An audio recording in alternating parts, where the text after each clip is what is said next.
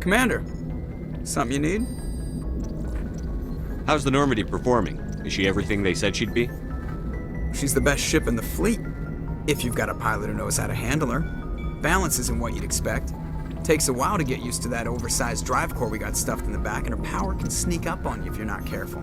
The Normandy's probably too much ship for your average Alliance pilot, Commander.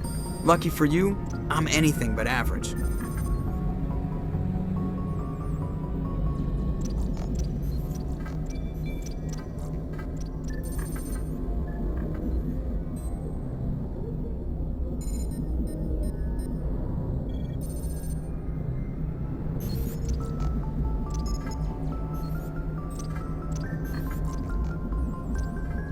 I like to know my crew.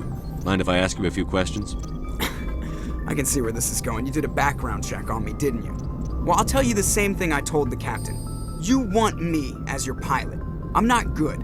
I'm not even great. I am the best damn helmsman in the Alliance fleet. Top of my class in flight school, I earned that. All those commendations in my file, I earned every single one. Those weren't given to me as charity for my disease. I'm sorry, Joker. I didn't even know you were sick. You mean you didn't know? Oh, crap. Okay, I've got Vrolik syndrome, brittle bone disease. The bones in my legs never develop properly. They're basically hollow, too much force and they'll shatter. Even with crutches and my leg braces, it's hard to get around. One wrong step and crack! It's very dramatic, but I've learned to manage my condition, Commander. Put the Normandy in my hands and I'll make her dance for you. Just don't ask me to get up and dance unless, you like the sound of snapping shin bones. Why does everyone call you Joker? It's a lot shorter than saying Alliance Flight Lieutenant Jeff Moreau. Plus, I love to make little children laugh. You're dodging the question. Look, I didn't pick the name. One of the instructors in flight school used to bug me about never smiling. She started calling me Joker, and it stuck. Why didn't you ever smile? Hey, I worked my ass off in flight school, Commander. The world's not gonna hand you anything if you go around grinning like an idiot. By the end of the year, I was the best pilot in the academy, even better than the instructors, and everybody knew it. They'd all got their asses kicked by the sickly kid with the creaky little legs. One guess who was smiling at graduation? I need to know more about this Vrolik syndrome if I'm putting my ship in your hands. Yeah, of course you do. It's an extremely rare condition. Nobody knows exactly what causes it. Genetic, maybe. It's treatable, but there's no cure. They classify my case as moderate to severe. I was born with over a dozen fractures, hip, thighs, ankles. My bones were already breaking in the womb. 100 years ago, I wouldn't have survived past my first year. Lucky for me, modern medical science has turned me into a productive member of society. You're not gonna break a bone trying to fly the ship, are you? I don't fly with my feet, Commander, so I'm fine as long as I'm in this chair. I gotta be real careful when I get up to take a piss, though. I can do my job as well as anyone on the ship. Better, actually. So don't worry about it.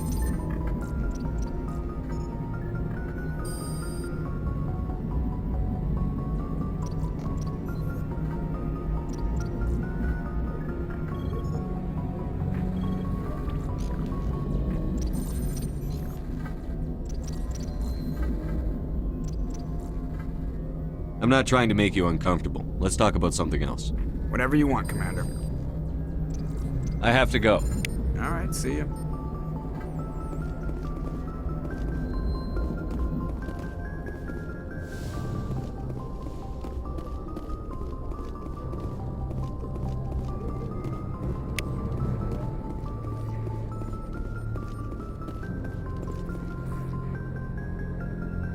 If anyone has to take over for Captain Anderson, I'm glad it's you. I'm not sure about having non-humans on our ship, though. We're all on the same team here, Presley. With all due respect, sir, that's what they said about Nihilus. Look how that turned out. I'm in charge here, Presley. I decide if we have non-humans on this vessel. Yes, sir. Understood, sir. Speak freely, Presley. I want to know if you have a problem with non-humans. It's not that, Commander. Humanity has always handled its own problems. Saren attacked one of our colonies. We should be the ones to stop him. We don't need their help. Some people think asking for help is a sign of weakness. That's just being stupid and stubborn. No matter how strong you are, allies can make you stronger. I guess so. Maybe I'm just stuck in the old ways of thinking. But don't worry, Commander, this won't be a problem. How did you end up assigned to the Normandy? I signed up with the Alliance as a navigator right out of school, following in my grandfather's footsteps, I guess. My first posting was on the Agincourt.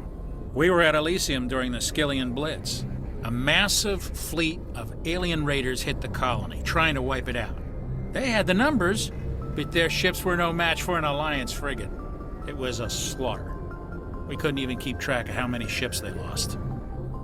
How did you end up on the Normandy? I got my officer's commission after Elysium. Must have made an impression on the right people. Captain asked for me when he was picking his crew. Carry on, Presley. Yes, sir.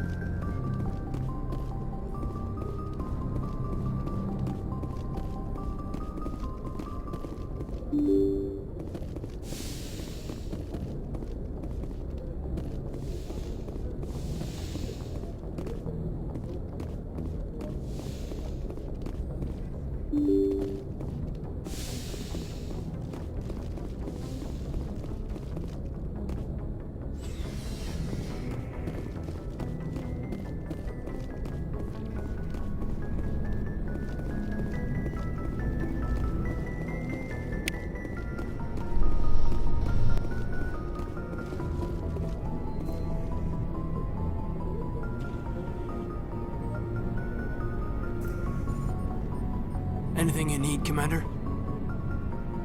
Just trying to get a sense of where the crew's at. Thoughts? I've wasted enough of your time for now, Commander. We'll have time for personal debriefings later. What's your opinion on the last mission? I don't see how we could have done things any better. At least not without getting to Eden Prime sooner. And we were on the scene faster than any other Alliance ship could have been. We'll talk another time, Lieutenant. Commander?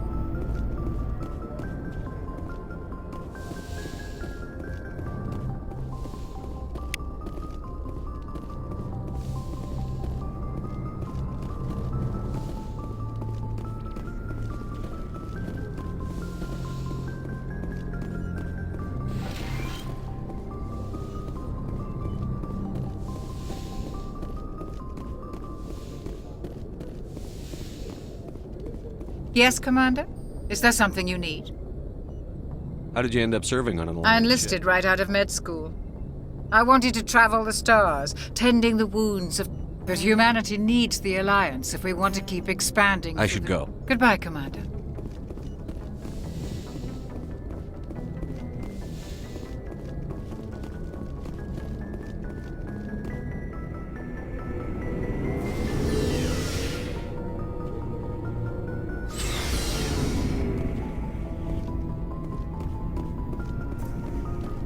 Nice ship you've got, Shepard. What can I do for you? What's your story, Rex? There's no story.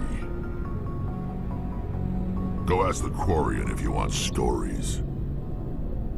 You Krogan lived for centuries. Don't tell me you haven't had a few interesting adventures. Well, there was this one time the Turians almost wiped out our entire race. That was fun. I heard about that. You know, they almost did the same to us. It's not the same. It seems pretty much the same to me.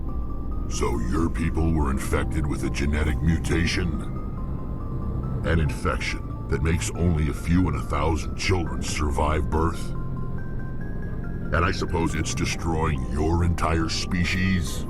I suppose it isn't all the same. I don't expect you to understand, but don't compare humanity's fate with the Krogan. I was just making conversation. I wasn't trying to upset you. Your ignorance doesn't upset me, Shepard.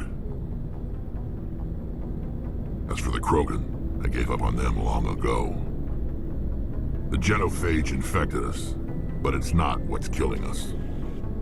Are your people really dying? We're sure not getting any stronger.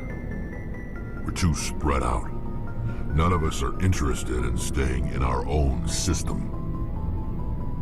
Lots of species have left their homes and prospered. But they go to colonize new worlds.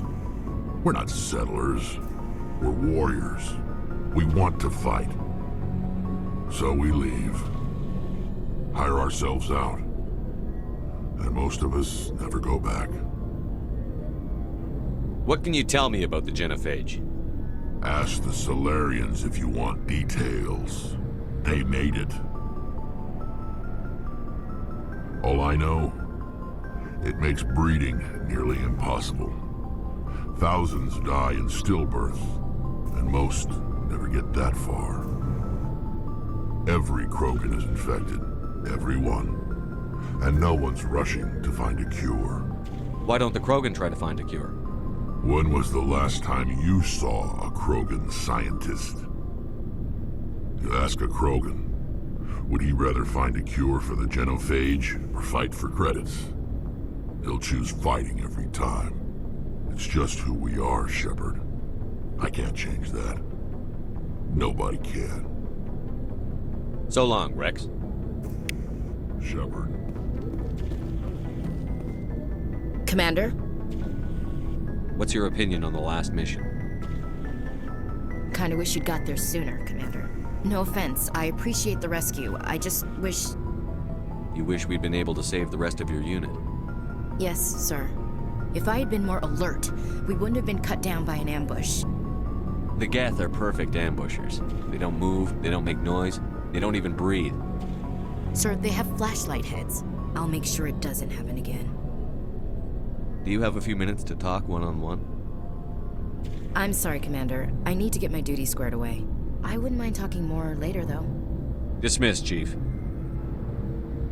Sir.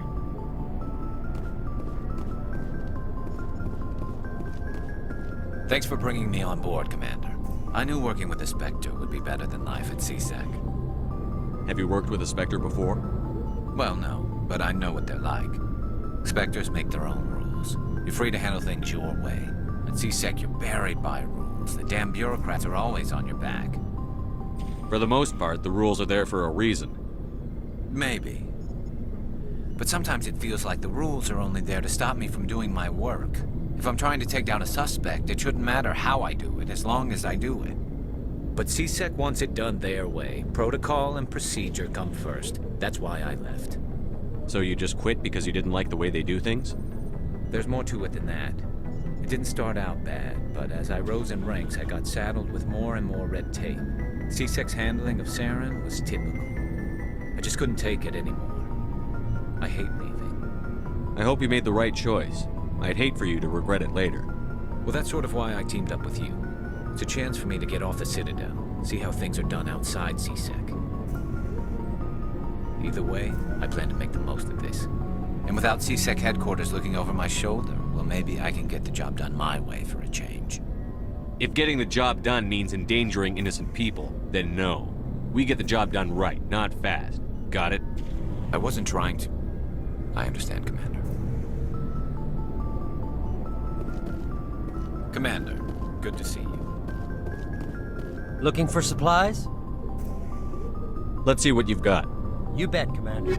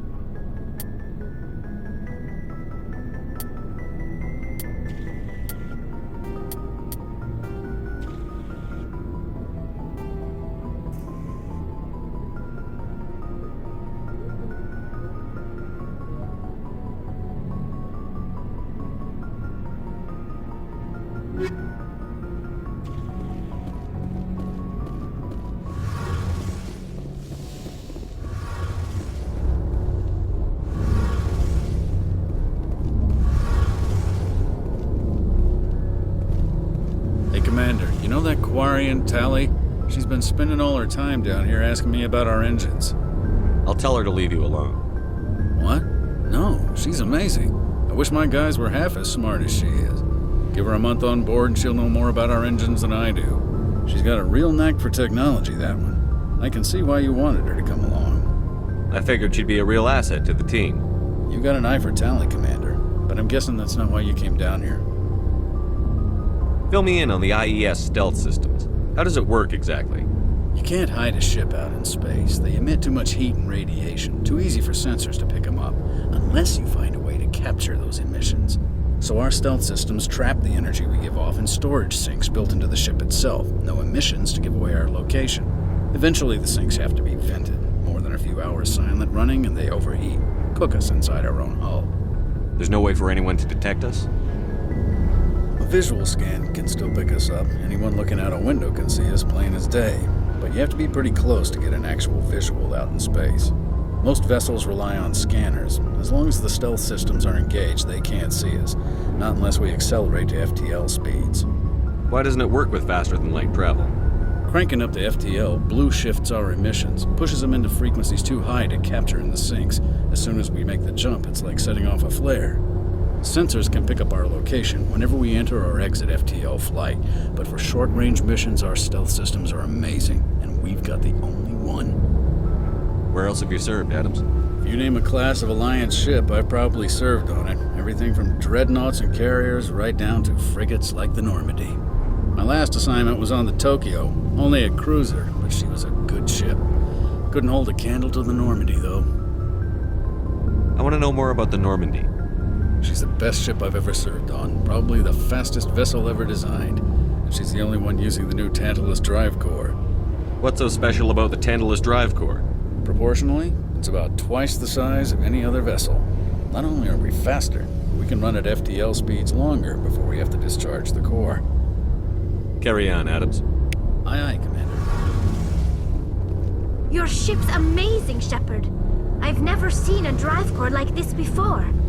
I can't believe you were able to fit it into a ship this small. I'm starting to understand why you humans have been so successful. I had no idea Alliance vessels were so advanced. The Normandy's a prototype. Cutting-edge technology. A month ago, I was patching a makeshift fuel line into a converted tug ship in the flotilla. Now, I'm sitting on board one of the most advanced vessels in Citadel space. I have to thank you again for bringing me along. Traveling on a vessel like this is a dream come true for me. I had no idea you found ship technology so interesting. It comes with being a Quarian. The migrant fleet is the key to the survival of my people. Ships are our most valuable resource. But we don't have anything like this. We make do with cast-offs and second-hand equipment. We just try to keep them running for as long as we can. Some of the fleet's larger vessels date all the way back to our original flight from the Geth. I can't believe your fleet's still using ships that are 3 centuries old. They're constantly being repaired, modified, and refitted. They aren't pretty, but they work. Mostly. We've tried to make ourselves as independent as possible on the flotilla. Grow our own food, mine, and process our own fuel. But some things we just can't make on our own. A patch to maintain the hull integrity requires raw materials we just don't have. That's why our pilgrimages are so important. Tell me about your people. Our lives aren't easy. Resources are scarce, and we are constantly on the move. Everything we do must in some way contribute to the continuation of the migrant fleet. There are 17 million Quarians in the flotilla, and each of us relies on the others for survival. The bonds among my people are strong. Unfortunately, we have had to surrender many of the freedoms and civil liberties other species take for granted. What kind of freedoms? Well, it's illegal for parents to have more than one child. If our population grows too much, it would strain our resources to their breaking point. Of course, we also can't allow our numbers to become too few. If our population is in decline, the rule against single births is temporarily repealed. In extreme cases of population decline, incentives are even offered to encourage multiple births, though the Conclave hasn't had to take such measures in nearly a century. That's your government. The Conclave is our civilian branch of government. Each ship can elect a representative to serve on the Conclave and make decisions that affect the fleet as a whole. On matters that affect an individual ship, however, the captain has the final say. It's a tradition that dates back to the early days, when the fleet was governed by martial law. Fortunately, most captains nowadays are smart enough to have an elected council from their crew to give them advice and guidance.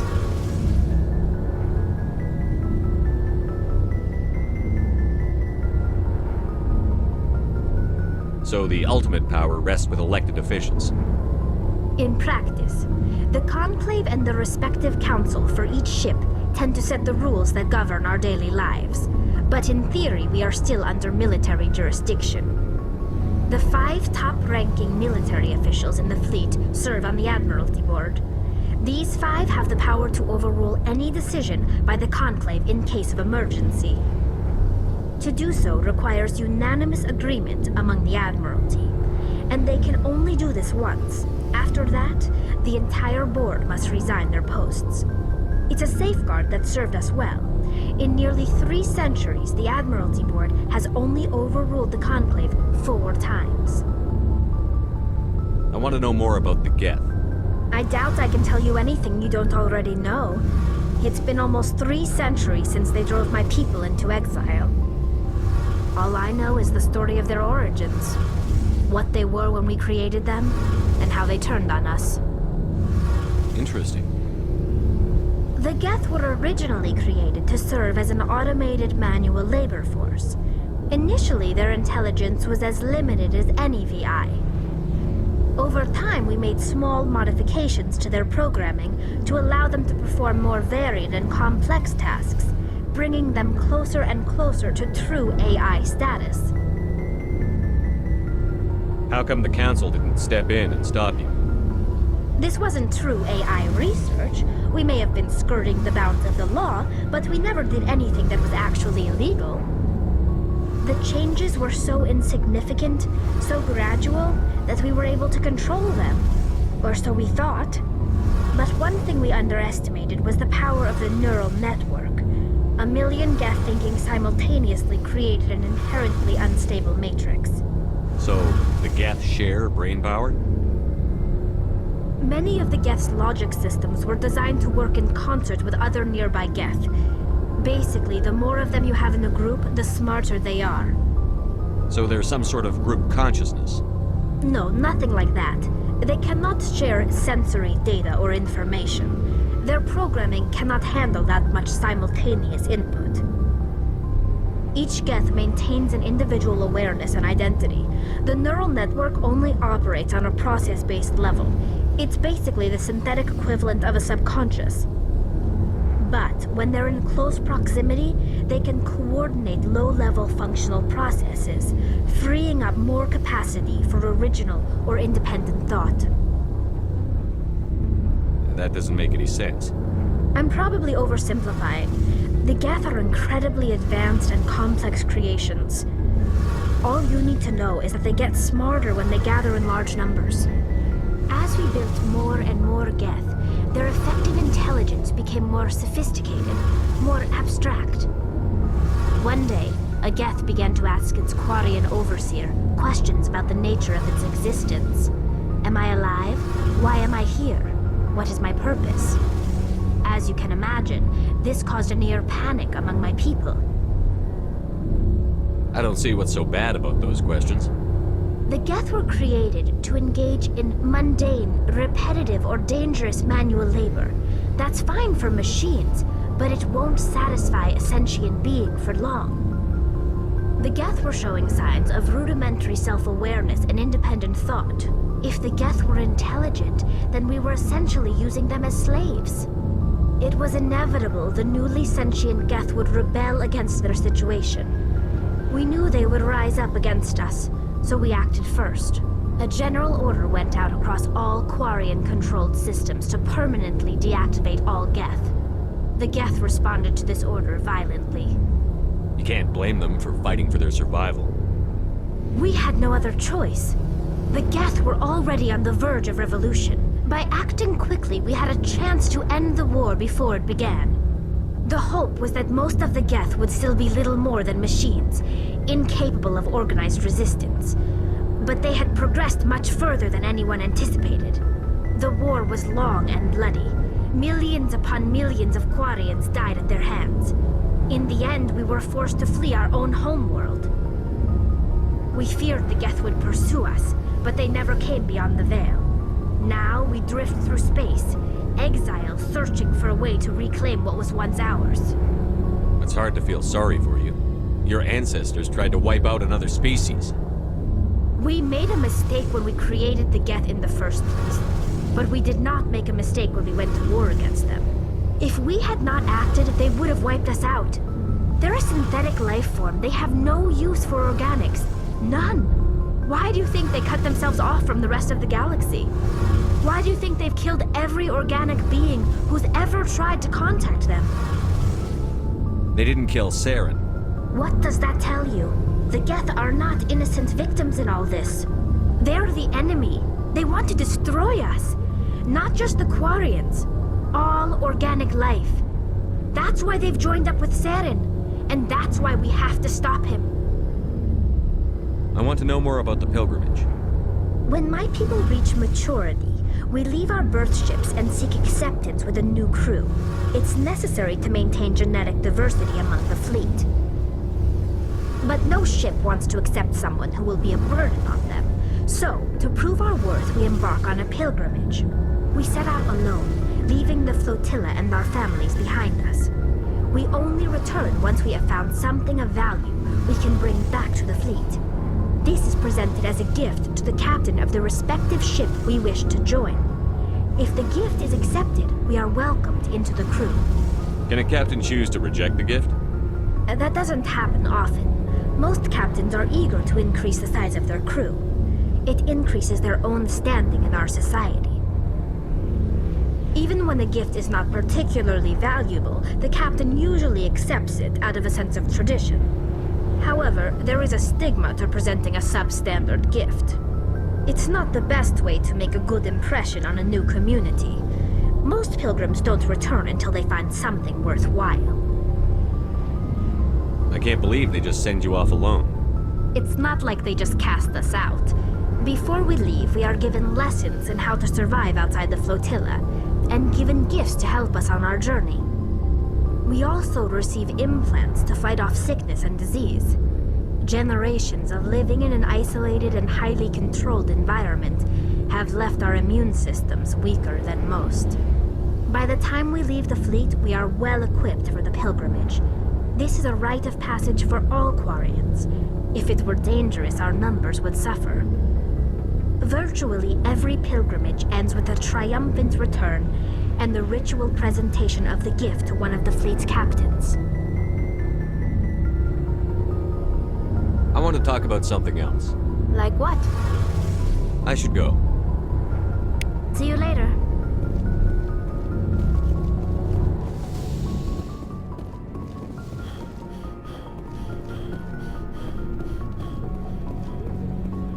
Shepard. Rex?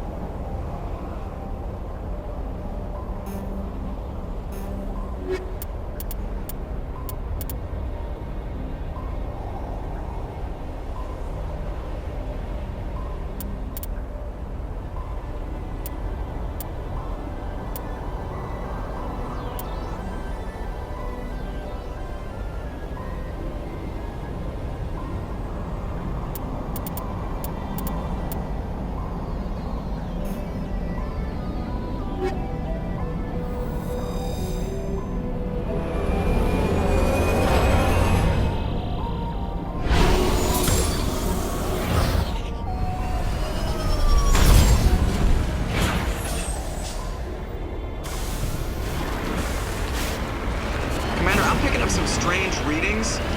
Really strange, like off the damn charts. It looks like it's coming from an underground complex a few clicks away from the drop zone. Got it.